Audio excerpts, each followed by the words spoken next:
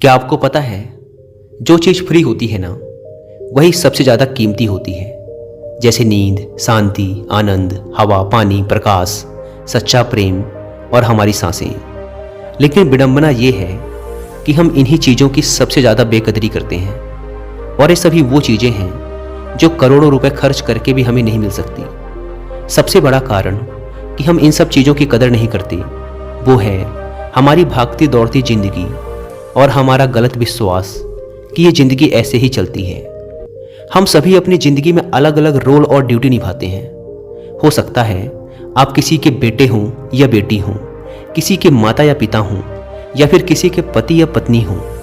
लेकिन क्या कभी आपको ऐसा लगा है कि आप अपनी ड्यूटी पूरी करते करते थक चुके हैं, आपके पास अपने लिए समय ही नहीं है? क्या आपको कभी ऐसा लगा है कि आपकी खुद की कोई लाइफ ही नहीं है और आप बस अपनी ड्यूटी पूरी करते जा रहे हैं? असल में हम जिस भागती दौड़ती दुनिया में जी रहे हैं, उसी के कारण हमें ऐसा महसूस होता है जैसे कि हमारी कोई अपनी पर्सनल लाइफ है ही नहीं, जैसे इस दुनिया में हम एकदम अकेले हैं। आज की इस भाग दौड़ भरी जिंदगी में हमें हर एक चीज चाहिए और तुरंत चाहिए। आज किसी के पास इतना समय नहीं है कि वह कुछ पल निकाल कर अपनी जिंदगी के बारे में सोचे। लेकिन इसका भी एक समाधान है जो कि आपको इस वीडियो में मिलेगा। इस वीडियो में आपको सुकून, हिम्मत और नॉलेज के बारे में सीखने को मिलेगा। तो आइए शुरू करते हैं एक कहानी के माध्यम से। एक बार एक दुखी और परेशान व्यक्ति एक बौद्ध भिक्षु के पास जाता है और उनसे कहता है, मुनिवर, मैं बहुत दुखी हूँ, कृपया मुझे मेरे दुखों को दूर करने का कोई तरीका बताएं। बौद्ध भिक्षु ने व्यक्ति से पूछा, तुम्हें क्या लगता है, तुम्हारे दुखों और परेशानियों के लिए कौन जिम्मेदार है?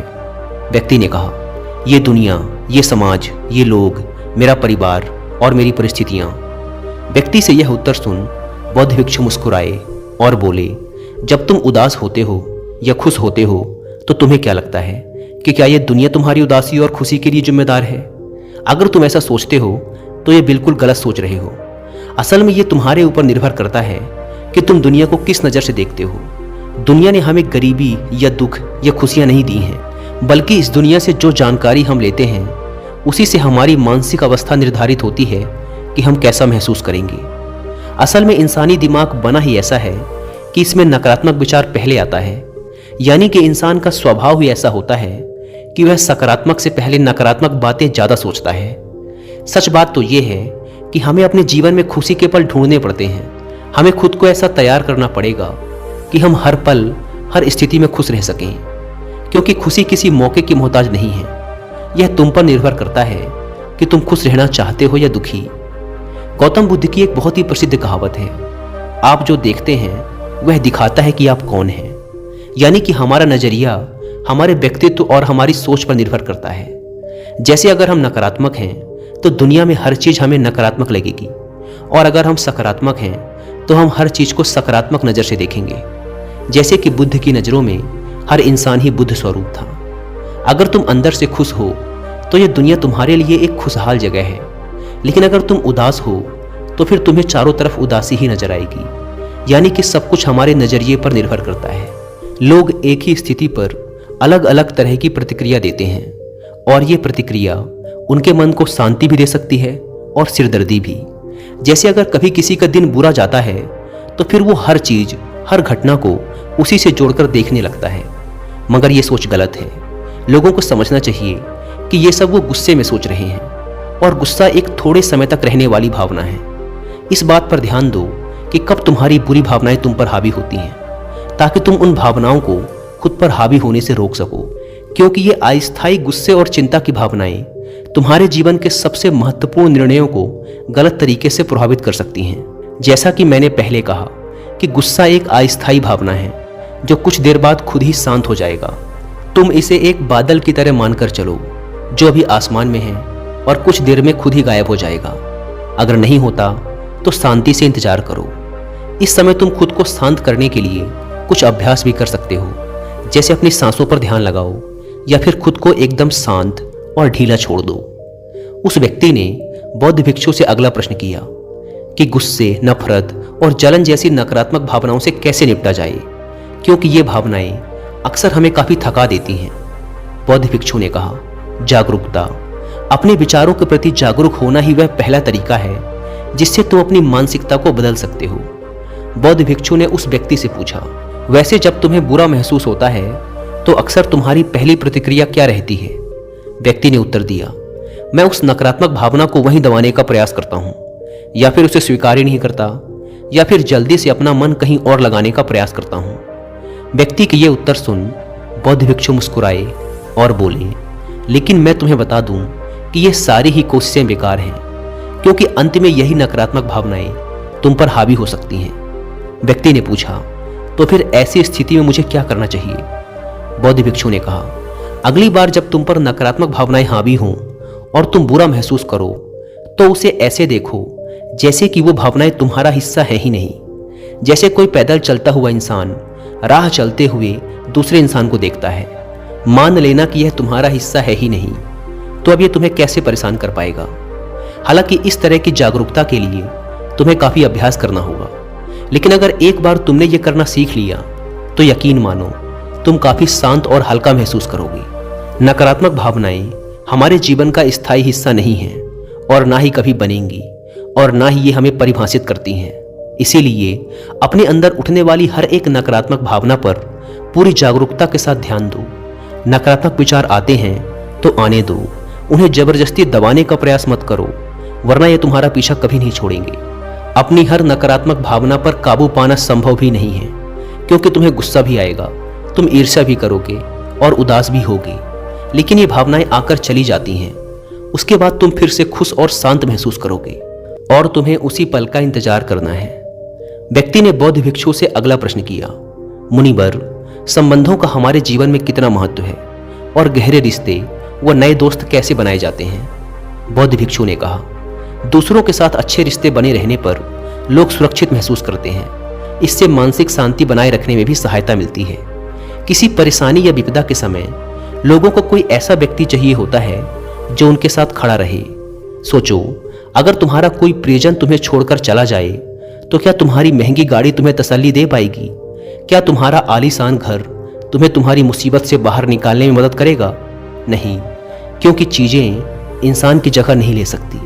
तुम चाहे कितने ही अमीर क्यों न बन जाओ, मुसीबत के समय तुम्हारा परिवार और तुम्हारे सच्चे मित्र ही तुम्हारे काम आएंगे।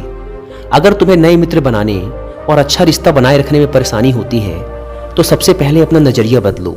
बिना लोगों को अच्छे से जाने उनके बारे में अपनी गलत राय बनाना बंद करो। तुम जितना खुले दिल और दिमाग के साथ अपना जीवन जियोगे, तुम उतनी ही आसानी से लोगों को समझ पाओगे। ज्यादातर समय तो ऐसा होता है कि हम किसी को ठीक से जाने बिना ही उसके बारे में एक राय बना लेते हैं। हम पहले से ही मानकर चलते हैं कि वह इंसान ऐसा होगा या वैसा होगा। इसीलिए दूसरों के बारे में जानने और समझने के लिए थोड़ा समय लो। हो सकता है कि सामने वाले को लेकर बाद में तुम्हारी राय एकदम से बदल जाए।